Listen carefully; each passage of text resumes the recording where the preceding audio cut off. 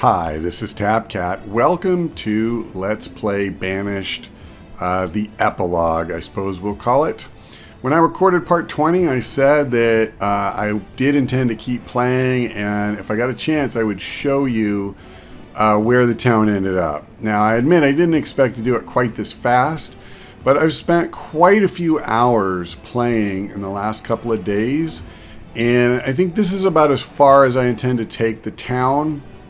I don't know, maybe someone with more experience could wring more out of this map, but I'm a little over 300 population, and what I'm seeing is that it's getting harder to like harvest enough logs with our foresters and things like that. And while I'm fine on food, I'm not so, I don't have a lot more room to develop farms or pastures or whatever.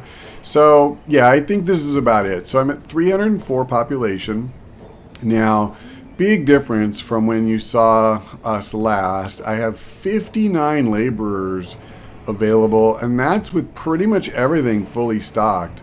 Like, even if I take stone cutting up to the max and miners up to the max, I still have 47.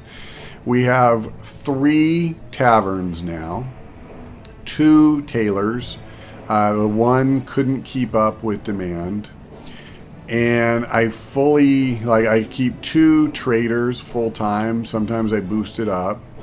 We've got 3 schools. 2 was no longer enough. I built a hospital a good while ago.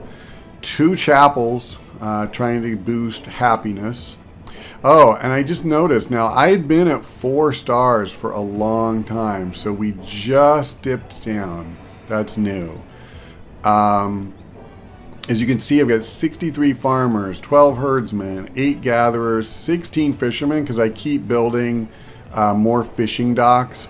I'm learning this is a really great, compact way to provide a lot of food. And I actually think that if you're trying to get the most out of a map, fishing is a great way to go. You can always trade a bunch of it when merchants come. Sometimes they bring thousands of other types of food, so you can get more variety in your diet that way. But anyway, I even have 2 herbalists working full-time.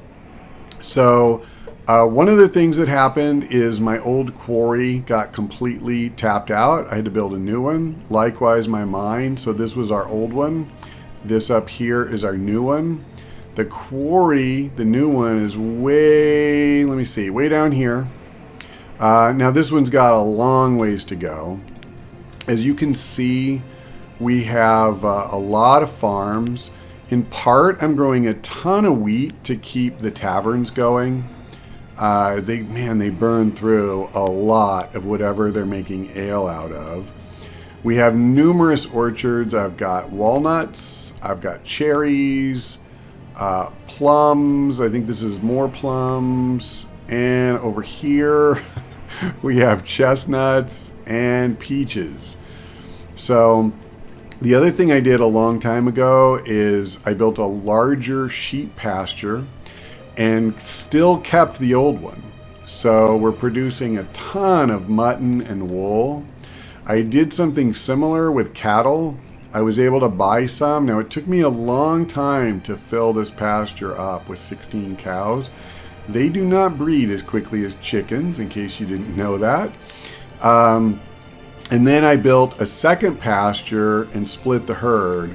So now we're producing quite a bit of leather and beef from that. Similarly, I had a chicken coop here and built a second one down here. So we have a lot of pastures that generate, quite a bit of stuff for us. I got storage barns all over the place, lots of homes. I tried to build them as much as possible near, where the work was being done. I also found keeping up with the wood was becoming very difficult. So I built these forester lodges in places that, honestly, I didn't really want to build it in. But there were a number of trees around here. Not ideal, but it is helping stabilize us. we were really having a hard time keeping up with both logs and firewood. Speaking of firewood, I built 3 of the woodcutters, and we keep those running most of the year. In fact, do I even have 4 now? I think I might. Yeah, I have 4. I take it back. Let me go ahead and start the clock so you can at least see it as a living city. But overall, the place is working pretty darn well. I guess if I kept playing, I would try to find some way to squeeze a market in, because that's the only other structure I'm aware of that's supposed to increase happiness. And, you know, as you can see, like, one thing I tried doing not long ago was building a few more wells, because the help actually tells you that wells are supposed to increase happiness as well. So I didn't, like, shortly after I did that, it appears we dropped a half a star, so I don't know what that means. I do see, though, you know, there's usually quite a bit of lag between when you do something and when it has an effect. Yeah, you can see I built one down here as well. I was just checking to see, I've got one here. There really isn't an area where people are living where I don't have at least one. I guess up here. So maybe I'll do that too. Not that I really intend to keep playing, but I mean, what the heck. I don't like I've had 4 stars or better really the entire game, and to quit with it on 3.5, it kind of galls me. At any rate, I could build more homes. There's certainly room to do that. But I think as a practical matter, I can't support a whole lot more people. Some of these issues, like the forests, you know, kind of getting tapped out, running low on wood, that's going to be an issue. And honestly, I'm just not really interested in trying to squeeze every last little thing out of it. Bottom line for me is, I think 300 population on a small map is pretty respectable. And I'm happy with how this game has gone. So I'm prepared to, you know, call it a day for this town. And if I do play this game some more, then I'll start with a fresh canvas, maybe pick a bigger map. And as I mentioned, I think way back in the first installment, I would at least try to map out a game plan. I don't think you can really do that too well before you've ever played. And even once you have, there are things that make it very difficult. You know, for example, a lot of times I would sit there and one thing I tried doing most recently, because we were low on firewood, is I built a woodcutter right out here by where, you know, the the foresters stack their wood. So fair enough, that'll make the woodcutter more productive.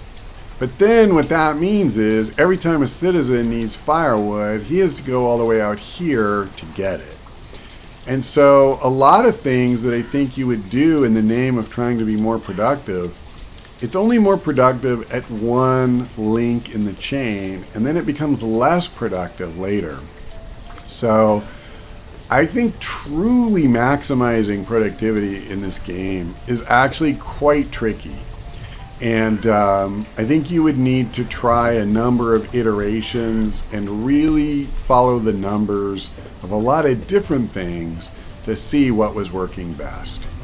I honestly don't have an appetite to get quite that in-depth in my analysis, but that's as far as my thinking takes me. And with that, I don't think I have much more to say. I have enjoyed playing Banished. It's kind of amazing to me that one man can build a game that's this solid and interesting and engaging. And in particular, when I think back on my experience in SimCity, which was built by a very large team and was pretty much a disaster, it's really quite a striking contrast. At any rate, not to go slamming other games, let's just focus on Banished. And with that, I will say that's all for now. Thank you for watching.